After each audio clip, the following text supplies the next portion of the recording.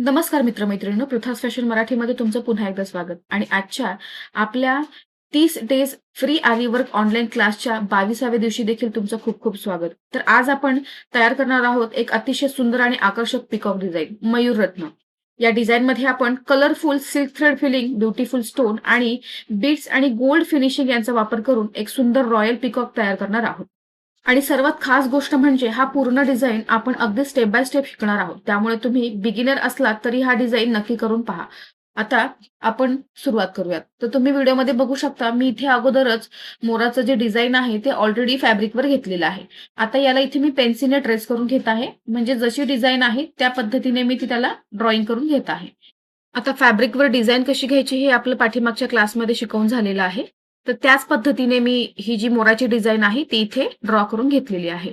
आणि आता ते पेन्सिलने पुन्हा त्याला इथे मी हायलाइट करत आहे.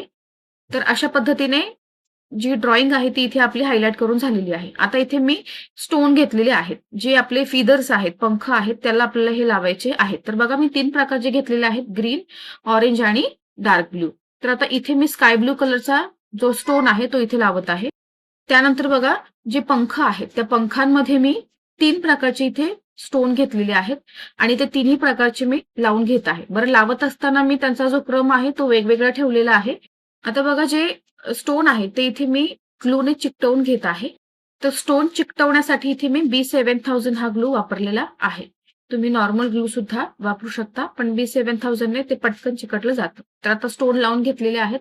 आता याच्यानंतर आपल्याला आउटलाईन द्यायची आहे. जरी थ्रेडची आउटलाईन देणार आहे. तर बघा की आपल्या आतापर्यंतच्या क्लासमध्ये आउटलाईन कशी द्यायची ते देखील आपण बऱ्याचदा शिकलेलो आहोत. त्याच्यामुळे सेम त्याच पद्धतीने आपल्याला जी आउटलाईन आहे ती इथे द्यायची आहे. तर बघा, जी सुरुवात आहे आउटलाईनची ती मी एका पॉइंट पासून सुरुवात केलेली आहे आणि आता मी हळू एका पॉइंट पासून पुढे जात आहे. तर टाका जो आहे तो आपल्याला एकसारखा घ्यायचा आहे. कुठेही गॅप सोडायचा नाहीये. एका ठिकाणी छोटा टाका, एका ठिकाणी मोठा टाका, या पद्धतीने आपल्याला टाके टाकायचे नाहीयेत. तर एकसारखे टाके घ्यायचे आहेत. आता इथे जो पार्ट आहे तो माझा इथे कंप्लीट होतोय. तर इथे मी आता एंड नॉट घेईल.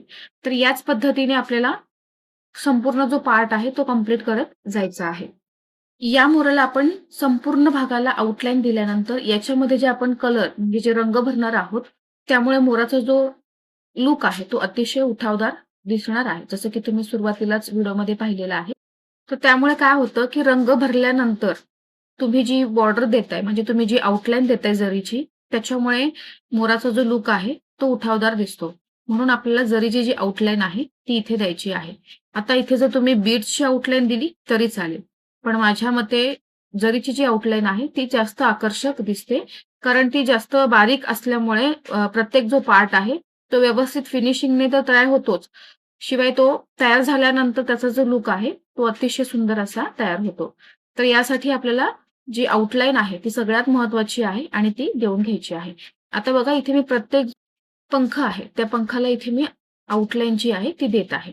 आता तुम्ही याला इथे सेपरेटली आउटलाईन देऊ शकता. म्हणजे एक पंख तयार झाला की एंड नॉट द्यायची आहे. त्याच्यानंतर तुम्ही दुसरी एक पद्धत जी आहे की याच्यामध्ये एक पंख तयार झाला की सलग जो दुसरा पंख आहे त्याला जोडून पुन्हा त्याच्याकडे आपल्याला वळायचं आहे. फक्त याच्यामध्ये फरक एवढाच येईल की बघा, इथे 2 टाके येत आहेत, 2 लाईन इथे येत आहेत. तर या 2 पद्धतीने तुम्ही जी आउटलाईन आहे ती टाकू शकता. पण जर दोन्ही लाईन आल्या, म्हणजे एक पंख तयार केल्यानंतर त्याच्या जोडीला दुसरा पंख तयार करताना जर 2 लाईन जोडून आल्या, तर त्याचा सुद्धा लूक छानच दिसतो. कारण त्याचा एक सेपरेट भाग असतो पंखांचा. त्याच्यामुळे प्रत्येक जो पंख आहे तो वेगळा असा तयार होतो, दिसून येतो आउटलाईन दिल्यामुळे. त्याच्यामुळे तुम्ही दोन्ही पद्धतीने करू शकता. पण शक्यतो जर तुम्ही ज्या पद्धतीने मी आता दाखवलं की दोन्ही जोडून जर आल्या, तिथे जर 2 लाईन जर एकत्र आल्या, तरी ते दिसायला सुंदरच दिसतं. तर त्या पद्धतीने सुद्धा तुम्ही करू शकता. तर अशा पद्धतीने मी आता संपूर्ण जी आउटलाईन आहे ती ते करून घेणार आहे. आउटलाईन करत असताना आपण थ्रेड अगदी डिझाईनच्या बाहेरील रेषेवरून नीट पद्धतीने घेणार आहोत. तर तुम्ही बघतच असाल व्हिडिओमध्ये, वळणाच्या ठिकाणी आपल्याला स्टिचेस जे आहेत ते छोटे छोटे घ्यायचे आहेत आणि जवळ घ्यायचे आहेत, जेणेकरून जे कर्व आहेत ते अगदी स्मूथपणे आणि सुंदर दिसतात. तसंच मोराच्या प्रत्येक फिदरची जी आउटलाईन आहे आणि बॉडीची आउटलाईन आणि डिझाईन मधील छोट्या छोट्या डिटेल्स आपण जरीच्या थ्रेडने आपल्याला हायलाइट करायचे आहेत.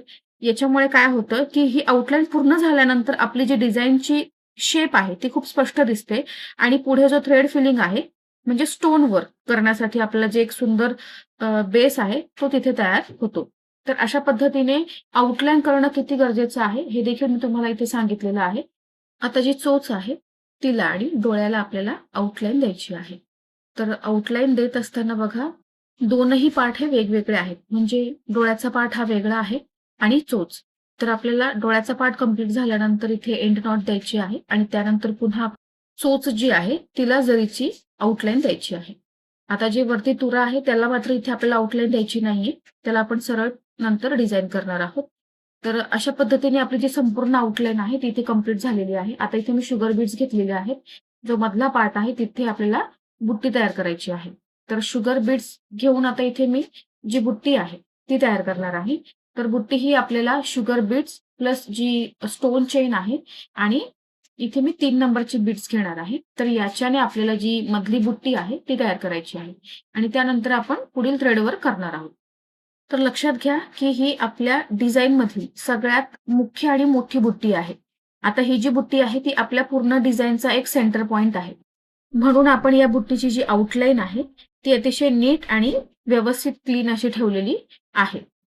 आता शुगर बीड्स इथे लावून झालेले आहे आणि एंड नॉट दिलेला आहे. आता त्याच्यानंतर आपल्याला आधी ग्लू लावून घ्यायचा आहे. B7000 हा ग्लू मी इथे लावलेला आहे आणि त्याच्यानंतर जी स्टोन चेन आहे ती ती इथे लावून घ्यायची आहे.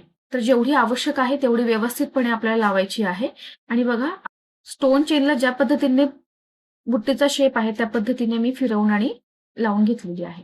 आता इथे तुम्ही टाके टाकू शकता म्हणजे जी चेन आहे ती निघणार नाही. आता इथे मी पुन्हा 3 चे बीड्स घेतलेले आहेत.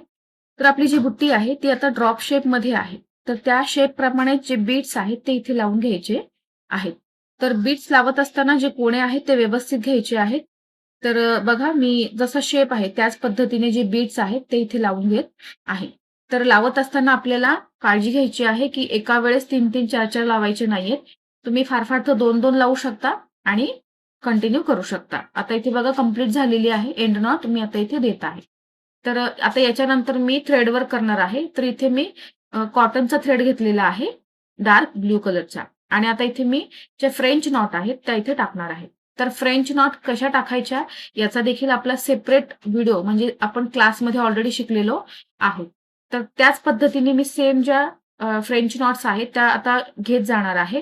तर सुरुवातीला आपल्याला आउटलाईन जी आहे, त्या आउटलाईनच्या आतून आपल्याला कव्हर करत जायचं आहे. म्हणजे तुम्ही एका लाईनीने गेलात, तर ते तुम्हाला फिरत-फिरत कव्हर करत यायचं आहे किंवा तुम्ही एक-एक भाग जरी कंप्लीट करत आलात तरी चालेल. फक्त आपल्याला या गोष्टीची काळजी घ्यायची आहे, की कुठेच गॅप नाही राहिला पाहिजे. कुठेही आपल्याला जो आपलं फॅब्रिक आहे, तो दिसला नाही पाहिजे. तर या पद्धतीने आपल्याला इथे जे फ्रेंच नॉट आहे ती टाकायची आहे. तर आता इथे मी कॉटन थ्रेड घेतलेला आहे. तुम्ही इथे सिल्क थ्रेड सुद्धा घेऊ शकता. तर बघा, तुमच्याकडे जर कॉटन थ्रेड असतील, तर तुम्ही सिल्क थ्रेड ऐवजी कॉटन थ्रेडचा वापर करून सुद्धा जी डिझाइन आहे, जे थ्रेड वर्क आहे, ते कंप्लीट करू शकता. तर अशा पद्धतीने आता संपूर्ण पार्ट जो आहे, तो आता इथे मी कव्हर करून घेणार आहे. तर बघा, व्हिडिओमध्ये मी तुम्हाला अगदी प्रत्येक जो पॉइंट आहे, तो इथे स्टेप बाय स्टेप दाखवण्याचा प्रयत्न करते. व्हिडिओ थोडा फास्टमध्ये दिसत आहे, पण व्हिडिओ जास्त मोठा असल्यामुळे मी जास्त स्लो मोशनमध्ये दाखवू शकत नाही. त्याच्यामुळे थोडा फास्ट होत आहे. पण जे आवश्यक आहे ते तुम्हाला इथे समजण्यासाठी मी तेवढा भाग जो आहे तो स्लोमध्ये दाखवत आहे. तर बघा आता इथे मी संपूर्ण जो पार्ट आहे तो एक-एक पार्ट आता इथे मी कव्हर करून घेत आहे. आता जिथे आपली बुट्टी आहे, तर त्या बुट्टीच्या खाली सुद्धा जागा असते हे लक्षात घ्यायचं आहे. तुम्ही जर सुईने थोडं उचललं तर ते भाग जो आहे तो लगेच दिसून येतो. तर तिथे सुद्धा आपल्याला सुई जी आहे ती आतमध्ये टाकून आणि तो भाग सुद्धा फ्रेंच नॉटने कव्हर करायचा आहे. आता इथे मी फ्रेंच नॉट टाकले आहे, तर तुम्ही इथे सॅटिन स्टिच सुद्धा टाकू शकता. तर आपल्या संपूर्ण पिकॉकमध्ये मी इथे सॅटिन स्टिच सुद्धा घेतलेला आहे. तर आपले जे पाठीमागचे स्टिचेस झालेले आहेत, त्याचा देखील इथे वापर केलेला आहे. तर सुरुवातीला तुम्ही सावकाशपणे करायचं आहे. धागा गुंतण्याची शक्यता असते. तर याची देखील काळजी घ्यायची आहे. शक्यतो जो कॉटन थ्रेड आहे तो गुंतला जात नाही. कारण तो थोडा जाडही असतो. आता इथे मी डबल घेतलेला आहे आणि बघा या पद्धतीने आपला जो पार्ट आहे हा बुट्टीचा, तो देखील इथे कंप्लीट झालेला आहे. मी कुठेही गॅप सोडलेला नाहीये. शेवटी एंड नॉट द्यायची आहे आणि आपला जो थ्रेड वर्क आहे तो कंप्लीट करून घ्यायचा आहे. म्हणजे काय होतं, की एंड नॉट दिल्यामुळे धागा जो आहे तो निघणार नाही, लूज होणार नाही.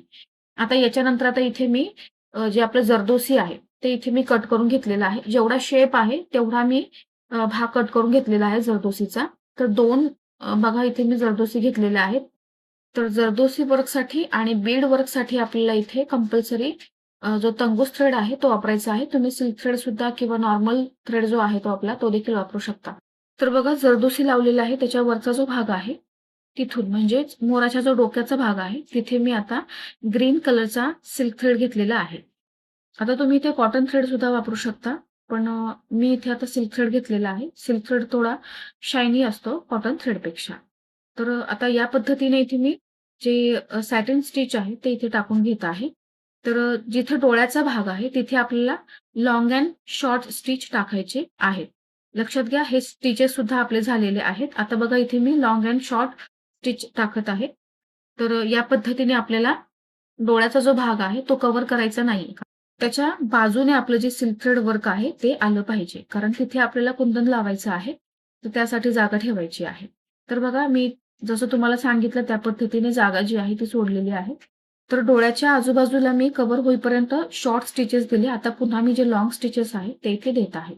तर अशा पद्धतीने मी आता हा जो भाग आहे तो इथे मी जरदोसी जिथे आपली लावलेली आहे त्या भागाच्या वरच्या भागापर्यंत हे कव्हर करणार आहे. आणि जरदोसीच्या खाली आपल्याला दुसरा थ्रेड घ्यायचा आहे. म्हणजे काय होतं की तुम्ही बघू शकता कलर कॉम्बिनेशन जे आहे ते इथे मी ठेवलेलं आहे. जेणेकरून मोर जो आहे तो आपला इथे कलरफुल दिसेल. शिवाय याच्यामध्ये कलरफुल स्टोन्सचा देखील वापर केलेला आहे. म्हणून याला मयूररत्न असं नाव दिलेलं आहे. तर अशा पद्धतीने हा जो पार्ट आहे तो कंप्लीट झालेला आहे. आता बघा मी जिथे आपण बुट्टी केलेली आहे त्याला आउटलाईनला इथे मी आता माझ्याकडे बीड्सची चेन आहे. तर ती चेन इथे मी लावून घेत आहे. या पद्धतीने जसा शेप आहे तसा लावायचा आहे. आवश्यक तेवढी घेऊन कट करायची आहे. आणि हे सुकल्यानंतर आपल्याला तिथे टाका टाकायचा आहे. जेणेकरून ती निघणार नाही.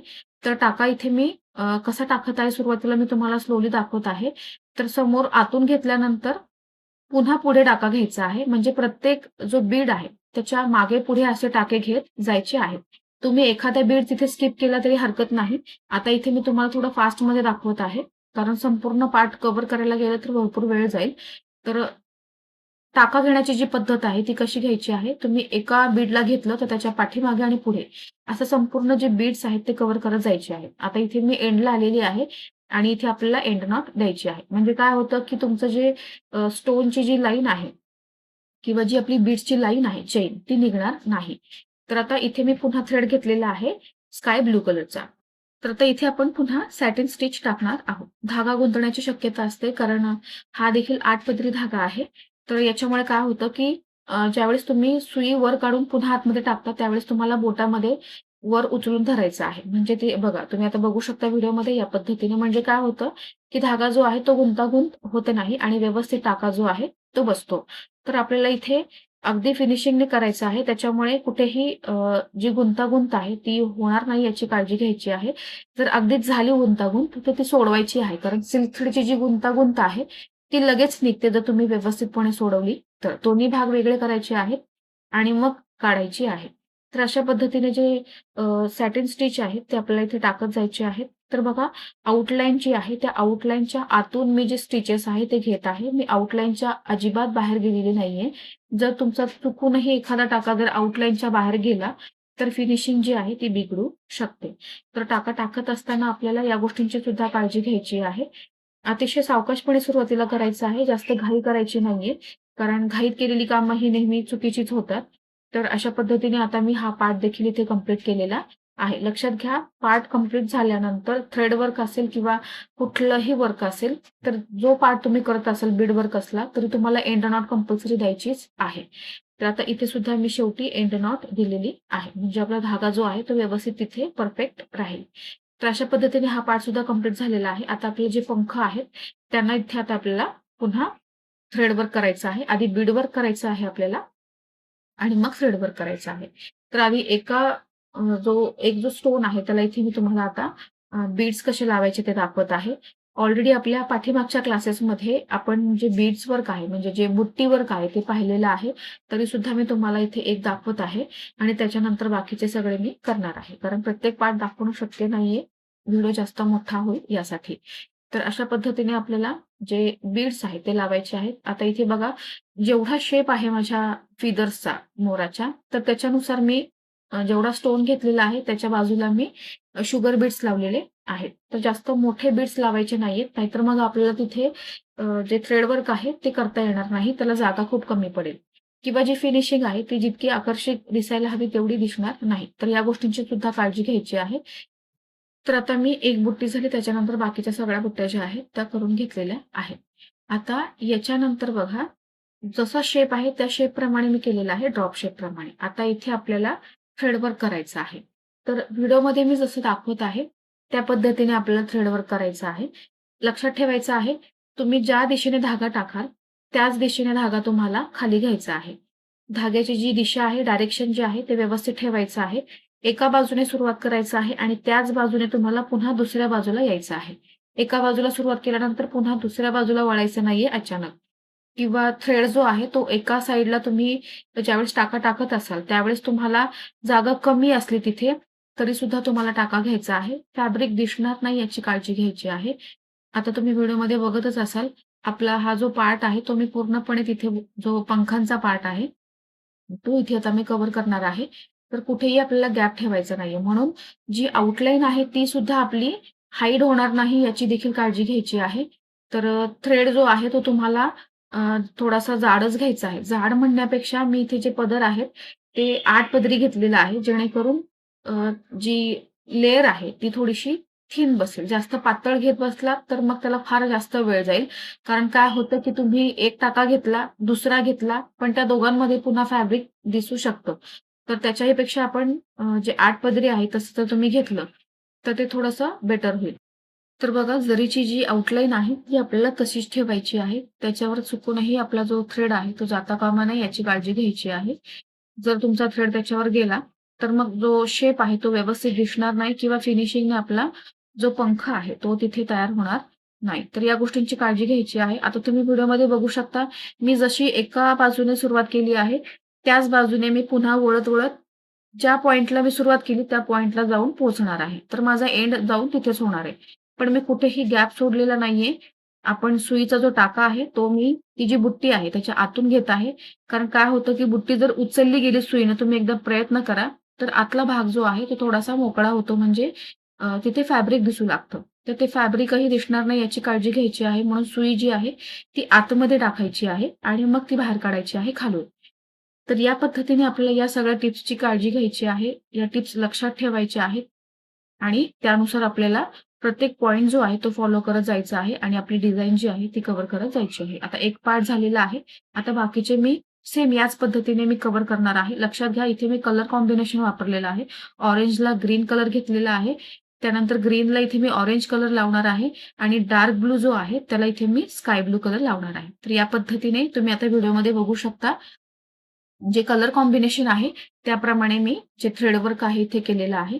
आता शेवटी जे आहे तुम्ही बघू शकता या पद्धतीने मी आता शेवटचा जो शेप आहे, तो ड्रॉप शेप आहे आणि तो डार्क ब्लू असल्यामुळे मी इथे पुन्हा स्काय ब्लू कलरचा थ्रेड घेतलेला आहे. तर या पद्धतीने आपला जो मोर आहे, त्याला इथे मी कलरफुल पद्धतीने जे आहे ते थ्रेड वर्क केलेलं आहे. त्यामुळे त्याचा जो लूक आहे, तो अतिशय उठावदार दिसत आहे. तर तुम्ही लक्षात घ्या मोराचा वापर आरी वर्कमध्ये कुठे होतो? तर सगळ्यात जास्त बघायला गेलं तर मोराची जी डिझाइन आहे, हा आरी वर्कमध्ये सगळ्यात लोकप्रिय आणि एव्हरग्रीन असा डिझाइन आहे. मोराचा वापर विशेषतः ब्लाउजच्या मोठ्या बुट्टीमध्ये, बॅक डिझाइनमध्ये, फ्रंट पॅनलवर आणि स्लीव्हजवर केला जातो. मोराचा पूर्ण जो पिसारा आहे बघा, त्यामध्ये बुट्ट्या ज्या आहेत मोठ्या बुट्ट्या, त्या खूप सुंदर दिसतात. तसेच स्लीव्हजवर सुद्धा याची जी डिझाइन आहे ती तुम्ही काढू शकता. याच्यामुळे त्याचा जो लूक आहे ब्लाउजचा, तो तयार झाल्यानंतर अतिशय सुंदर आणि आकर्षक असा दिसतो. मोराच्या डिझाइनमध्ये कलरफुल थ्रेड, फिलिंग तसंच beads work, stone work, zardozi आणि जरी वर्क यांचा जर वापर केला, तर त्याचा जो लूक आहे तो साध्या ब्लाउजवर सुद्धा केल्यानंतर म्हणजे डिझाइन केल्यानंतर खूप सुंदर दिसतो. आता बघा जो चोच आहे, तर तिथे आपल्याला फ्रेंच नॉट टाकत आहे. तर मी आता या ज्या फ्रेंच नॉट आहे, त्याच्यासाठी मी इथे जरीचा थ्रेड घेतलेला आहे. तुम्ही गोल्डन थ्रेड असेल सिल्क थ्रेडमधला तो देखील घेऊ शकता. पण इथे मी जरीचा थ्रेड घेतलेला आहे. तर त्याच्यामुळे त्याचा जो लूक आहे तो आणखीन उठावदार दिसेल. तर अशा पद्धतीने फ्रेंच नॉट्स जे आहेत त्या इथे टाकत आहे. त्याच्यामुळे चोच जी आहे ती भरीव दिसत आहे. तुम्ही बघू शकता. तर आता याच्यानंतर बघा जो तुरा आहे तिथे मी जरदोसीच्या ज्या तारा आहेत त्या घेतलेल्या आहेत. तर इथे या पद्धतीने आपण ही जी पहिली पद्धत आहे, या पद्धतीने सुद्धा तुम्ही करू शकता. त्याच्यानंतर आपल्याला उलटा टाका घेऊन सुद्धा करता येतं. तर इथे आता आपल्याला एंड नॉट द्यायचा आहे. कारण आपण पाठीमागे जर आलो तर आपला थ्रेड दिसू शकतो, जर तुम्ही वेगळा थ्रेड घेतला तर. आता इथे बघा मी उलटा टाका घेतलेला आहे आणि बीट्स आणि जरदोसी घेतलेली आहे. सेम इकडे देखील तसंच केलेलं आहे आणि टाका घेतल्यानंतर आपल्याला एंड नॉट द्यायची आहे. तर अशा पद्धतीने आपला जो मोर आहे तो इथे तयार झालेला आहे. तर मैत्रिणींनो, तर अशा प्रकारे आपली सुंदर मयूररत्न ही मोठी आरीवर्क बुट्टी पूर्ण झाली आहे. मोराचा हा डिझाइन तुम्ही ब्लाउजच्या बॅक, फ्रंट किंवा स्लीव्हजवरही सुंदरपणे वापरू शकता. तर अशाच पद्धतीने पुढच्या क्लासमध्ये सुद्धा आपण नवीन टेक्निक शिकणार आहोत. पुढचा आपला 23वा दिवस आहे. व्हिडिओ अजिबात स्किप करू नका. व्हिडिओ आवडला असेल तर लाईक, शेअर, सबस्क्राईब करायला विसरू नका. धन्यवाद.